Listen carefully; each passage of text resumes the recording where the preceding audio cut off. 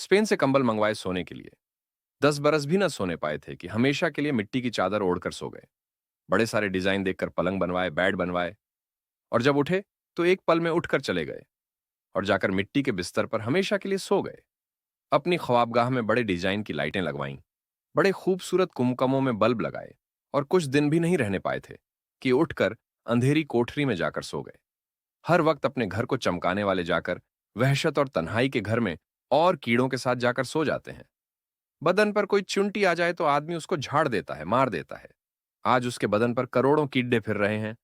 जिस चेहरे को गर्मी से बचाता है, सर्दी से बचाता है, भूख से बचाता है, थकन से बचाता है, उसी चेहरे पर आज कीड़ों का हमला है।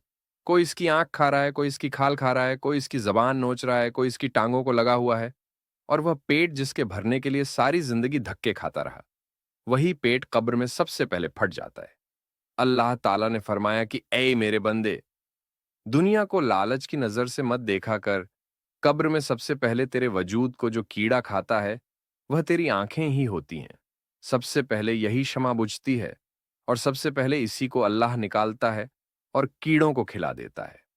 तो जिस इंसान का यह हैरतनाक अंजाम हो कि मौत उसकी शिकारी हो, आफतों के फंदे उसके चारों तरफ कायम किए जा चुके हों, मुसीबतों की खाइयां कदम कदम पर उसके लिए खोदी गई हों, गमों के बादल कभी उसके ऊपर से हटते ही न हों, खुशियों की किरण बिजली की चमक की तरह आकर गुजर जाती हो, परेशानियों और फिक्रों के समुद्रों में डूबा हुआ हो, और बीमारियां ही उसके साथ अपना रोल अदा कर रही हों, दोस्तों की बेवफाइयां और औलाद की नाफरमानियां उसके दिल पर नश्तर चला रही हों, कब्र उसको रोजाना पुकार रही हो, मैं तन्हाई का घर हूं, मैं अंधेरों का घर हूं, कीड़े मकोड़ों का घर हूं, मेरे पास आना है तो कोई सामान्य सफर लेकर आना। आप जरा जिंदगी की गहराई में देखें कि यह कितनी बेपायदार, बेइस्बात, बेवफा, बेकरार जिंदगी है कि जहां एक पल इंसान को करार नहीं, कहीं एक पल इंसान को ठहराव नहीं। थोड़ी सी खुशियां देखता है और फिर चारों तरफ गमों के बादल। एक खुशी को लेने के लिए लाखों पापड़ बेलने पड़ते हैं, और वह खुशी आती है और चली जाती है। भला यह भी जिंदगी है। पार्ट 2। एक मर्तबा हजरत उमर रजी अल्लाहु अन्हु मक्का मुकर्रमा से लौटकर मदीना की तरफ आ रहे थे। रास्ते में रात हो गई तो वहीं पड़ाव डाला। आप खुले मैदान में सोए हुए थे। अचानक आपकी आंख खुली तो देखा कि आसमान पर 14वीं का चांद नूर बरसा रहा था।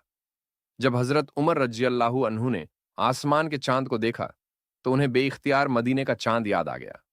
नबी अकरम सल्लल्लाहु अलैहि वसल्लम का ख्याल आते ही उठ बैठे। उस वक्त तन्हाई थी, ठंडी हवा चल रही थी, आसमान से नूर बरस रहा था, कबूलियत दुआ का मौका महसूस हो रहा था। उस वक्त हजरत उमर रजी अल्लाहु अन्हु ने अल्लाह रब्बुल इज्जत के सामने अपने दिल का राज खोला और अपने दिल की तमन्ना यूं बयान की, ऐ अल्लाह, मुझे अपने रास्ते में शहादत अता फरमाइए और मेरी कब्र महबूब सल्लल्लाहु अलैहि वसल्लम के शहर में बना दीजिए। अब हजरत उमर रजी अल्लाहु अन्हु ने तो इतना ही मांगा था कि उनको शहादत तो किसी जगह भी मिल सकती थी, चाहे पहाड़ की चोटी पर मिलती, चाहे किसी मैदान में मिलती, मगर अल्लाह ताला कद्रदान है। अल्लाह ताला ने उनकी तमन्ना को पूरा किया, मगर किस अंदाज में किया कि हजरत उमर रजी अल्लाहु अन्हु बावजू हैं, मुसल्ले नबवी पर खड़े हैं, कुरान पाक की तिलावत कर रहे हैं। इस कुर्ब व एहसान की कैफियत में अल्लाह रब्बुल इज्जत ने हजरत उमर रजी अल्लाहु अन्हु को शहादत अता फरमा दी। वह जख्म उसी वक्त लगा था। मुसल्ले नबवी पर शहादत का मर्तबा अता फरमा देना अल्लाह की तरफ से कद्रदानी नहीं तो और क्या है। उन्होंने तो सिर्फ शहादत मांगी थी, मगर उनकी उम्मीद से बढ़कर उनके साथ खैर का मामला किया गया। उन्होंने दूसरी दुआ यह मांगी थी, ए अल्लाह, मेरी कब्र अपने महबूब सल्लल्लाहु अलैहि वसल्लम के शहर में बना देना।